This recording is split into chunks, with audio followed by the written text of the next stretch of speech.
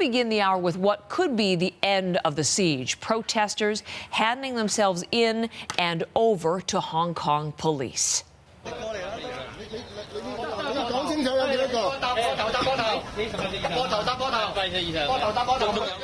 This is the latest video into us this morning. A number of students crossing the police line and allowing police to take them in. But dozens more remain inside the campus blockade. The leader of Hong Kong, Carrie Lam, said in her first comments of late that she's looking for a peaceful end to the occupation, but she does not rule out more confrontations between protesters and police. The reason I cannot give you an absolute guarantee is because the situation is changing. For argument's sake, if we were suddenly seeing some very major, life-threatening incidents on the campus, then, as I said, the police are on the reactive side. Then the police have to take the necessary action to prevent any tragedies from happening in Hong Kong. So again, there, Carrie Lam, her first comments on what we have seen on university campuses in the past few days. Let's begin our coverage with freelance reporter Grace Lee in Hong Kong. She is, in fact, at the Polytechnic University. This has been really the focal point where the violence has gone on for days. It is, in fact, the lone university, which is the standout. So, Grace, let's begin with the latest happening there right now. We've been hearing about the students who have been leaving the campus, turning themselves into police, Grace, but we've also heard about some dramatic scenes as students try to escape the police cordon. Tell us about that part of the story. Yeah, absolutely. Students here and the protesters have been trying some pretty incredible maneuvers, including scaling very big walls and trying to jump over bridges to get to motorcycles waiting for them. We saw a video of that happening last night, but it seems some of those protesters might have been arrested as well. Today, the latest was that some of the protesters were thinking about going through the sewage system to try and escape the police siege here, which, of course, firefighters have said is absolutely dangerous. They would be risking their lives. Luckily, so far, it doesn't seem that any protesters have attempted that, but it just signals how desperate they are to try and get out of this situation. And the stakes are very high.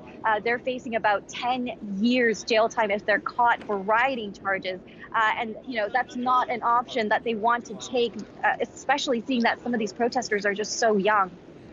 Grace, can I ask you as well, of course, everyone, as you've just said yourself, could be at the end of the siege, but there is still a lot of concern. There are still concerns about what might happen and, again, what the central government might do. We heard from China's ambassador to Britain warning that the central government would not sit on its hands and watch. At this point, as we begin our program this morning and nighttime there, I mean, what's the latest that we're hearing from Beijing itself on the university situation? Well, Beijing has been very clear. They're expecting the government and Hong Kong's leader, Carrie Lam, to solve this situation right now. And as I'm saying this, we're hearing a lot of police activity and ambulances coming through here. But, you know, the time is ticking for Hong Kong's government to solve this situation. It really doesn't look good for them. But we're also seeing Beijing interfering a lot more closely to Hong Kong's business matters, and especially hearing that Beijing has said that Hong Kong's high court saying that Hong Kong's ban on masks was unconstitutional, them saying that that isn't, you know, in line with what Beijing wants. That's also a signal to these protesters that Beijing's hand is coming over them. And that's very frightening for these protesters. They're fighting for democracy. They're fighting for a chance to have a free election. And it just seems like those chances are getting further and further away for them. Okay, Grace, thank you very much. Right there in position. We'll be back to you through the morning, through the evening there as events change, as developments come in. Thank you for beginning our coverage, though, in Hong Kong with freelance reporter Grace Lee. Now, let's come back to another part of the story. Confirmation coming late last night that Canadians are, in fact, involved in those demonstrations, involved on those university campuses. And Michael has that part of the story. Well, good morning, Heather. And certainly many people are watching what's happening in Hong Kong, in this country.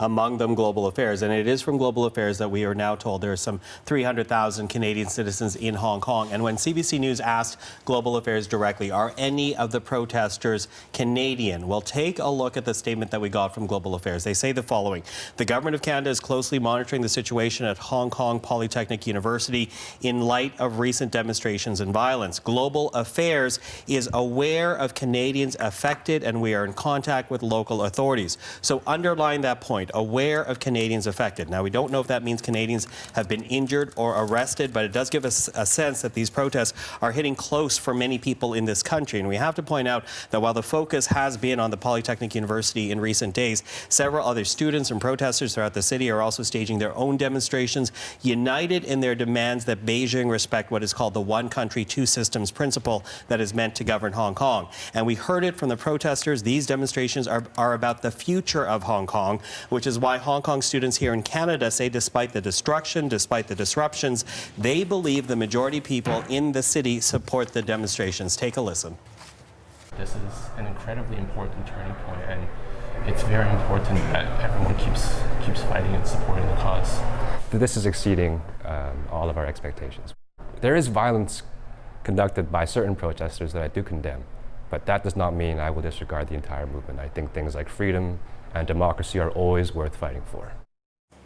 Still, despite that resolve, China watchers are very concerned. This is something that has never been seen before in the once British territory. And so many China watchers are worried that all of this could go sideways very quickly. Take a listen to Leo Shin from the University of British Columbia. We are fearful for the worst. It is deeply worrisome because no one can see where this is going. What we can all agree on is that it is on the part of the government. I mean, the government has the most power and ability to de-escalate the tensions in Hong Kong. And so far, we are not seeing signs that the government is willing to do that. And not surprisingly, then, Ottawa is calling for calm in Hong Kong, calling on Beijing to exercise restraint here. Again, the words they say, they are aware of Canadians affected. We are still trying to work on what that actually means in terms of numbers, whether or not Canadians were protesters that have been arrested or injured. That is something that we'll be tracking throughout the day. But again, underlining how the violence in Hong Kong is hitting close to home for many people in this country. You're going to be watching all of that for us, Michael, and thank you very much. You're welcome. Michael Serapio.